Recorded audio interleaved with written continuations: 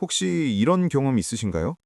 작은 말 한마디에 하루 기분이 무너지고 이미 끝난 일을 머릿속에서 계속 되감기 하며 밤잠을 설친 적이요.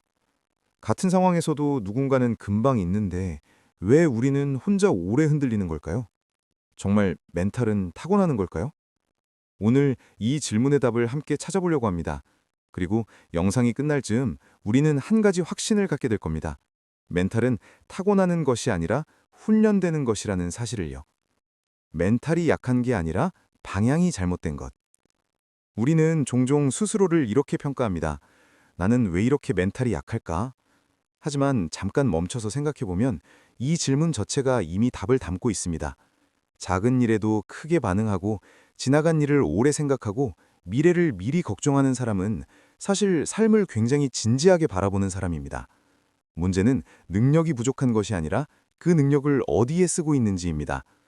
사실 우리 뇌는 반복되는 경험을 아주 빠르게 학습합니다. 계속해서 바꿀 수 없는 일에 에너지를 쏟고 좌절을 경험하면 뇌는 결국 어차피 해도 소용없다라고 결론을 내려버립니다. 그러면 바꿀 수 있는 상황이 와도 시도조차 하지 않게 됩니다. 이것이 바로 우리가 멘탈이 약해졌다고 느끼는 순간입니다. 하지만 강한 멘탈을 가진 사람들은 특별히 강한 사람이 아닙니다. 단지 한 가지를 정확히 알고 있습니다. 바꿀 수 없는 곳에서 빠르게 빠져나오고 바꿀 수 있는 곳에 에너지를 쏟는 사람이라는 사실입니다. 이 원칙이 오늘 이야기의 시작입니다. 첫 번째 습관의 시작. 타인의 평가에서 발을 빼는 순간. 우리는 생각보다 많은 시간을 타인의 시선 속에서 살아갑니다. 누군가 나를 오해하면 마음이 무겁고 누군가 나를 싫어한다는 사실이 세상이 무너지는 것처럼 느껴질 때도 있습니다. 사실 우리는 모두 좋은 사람으로 보이고 싶어 합니다. 하지만 여기서 아주 냉정한 사실 하나를 받아들여야 합니다. 아무리 완벽하게 행동해도 우리를 싫어하는 사람은 반드시 존재합니다. 이건 개인의 결함이 아니라 인간관계의 자연스러운 구조입니다. 주변 사람 10명을 떠올려 보면 모두가 우리를 좋아할 수는 없습니다. 어떤 사람은 우리를 좋아하고 어떤 사람은 별 관심이 없고 어떤 사람은 이유 없이 우리를 싫어합니다. 그런데 문제는 우리의 에너지가 어디로 향하는가입니다. 우리는 우리를 좋아하는 사람보다 우리를 싫어하는 사람에게 더 많은 에너지를 씁니다. 마음속 무대 위에서 야유하는 두 사람에게 내려가 설명하고 설득하려 합니다. 그 사이 우리를 응원하던 사람들은 조용히 떠나고 맙니다. 멘탈이 강한 사람들은 야유를 못 듣는 사람이 아닙니다. 들으면서도 무대 위에 남아있는 사람입니다. 타인의 감정은 그 사람의 영역이고 우리의 에너지는 우리의 영역이라는 사실을 알기 때문입니다. 두 번째 습관, 감정을 억누르지 않는 용기. 우리는 어릴 때부터 감정을 통제해야 한다고 배웁니다. 울지 마라, 화내지 마라, 불안해하지 마라. 하지만 솔직히 떠올려 보면 감정을 억누른다고 사라진 적은 거의 없습니다. 오히려 더 크게 돌아옵니다. 이것은 기분의 문제가 아니라 뇌의 작동 방식입니다.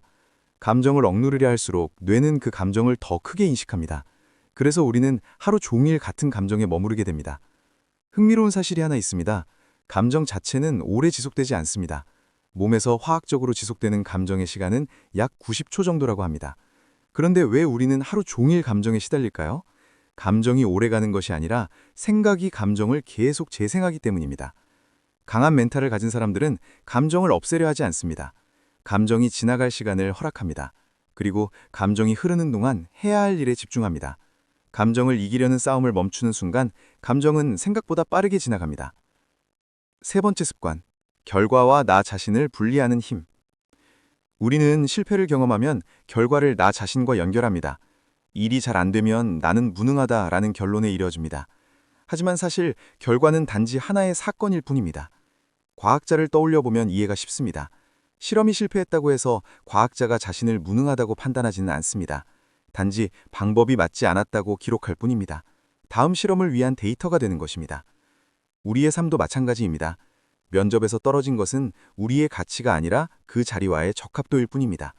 프로젝트가 실패한 것은 우리의 능력이 아니라 방법의 문제일 수 있습니다.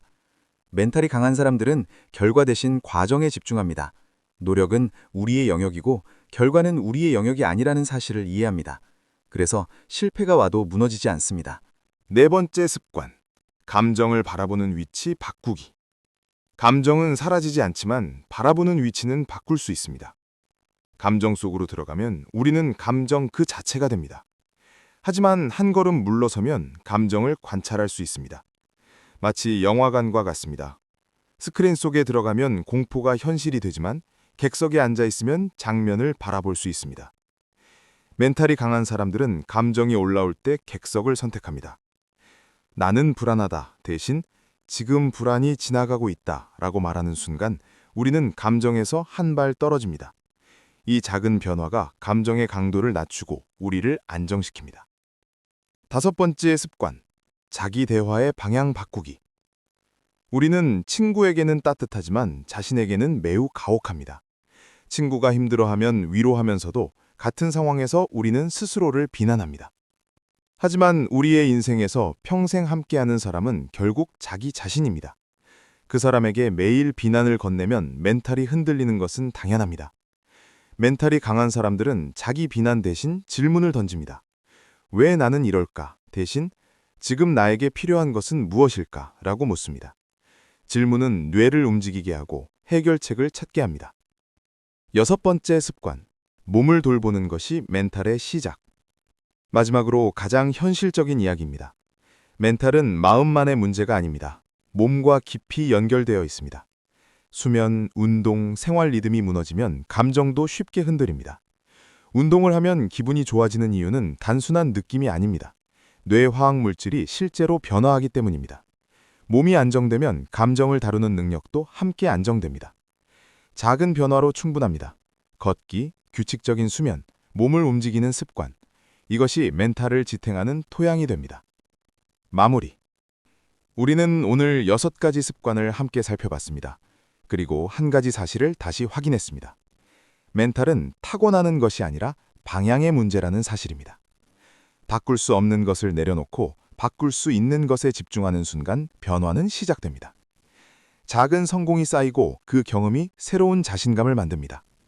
어느 날 문득 깨닫게 될 것입니다. 멘탈이 약했던 것이 아니라 단지 방향이 조금 어긋나 있었을 뿐이라는 사실을요. 영상이 도움이 되셨다면 구독과 좋아요 부탁드립니다. 그리고 여러분만의 멘탈 관리 방법이 있다면 댓글로 나눠주세요. 여러분의 경험이 누군가에게 큰 힘이 될 수 있습니다.